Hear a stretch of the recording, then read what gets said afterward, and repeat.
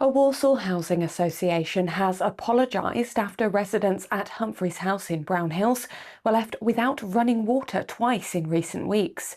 Tenants, many of them elderly, said they could not flush toilets, wash, make drinks or receive some personal care during the outages. The supply was reported off from the early hours until 4 o'clock on April the 13th and again until before midday on April the 23rd. Councillor Vera Waters says lessons must be learned urgently.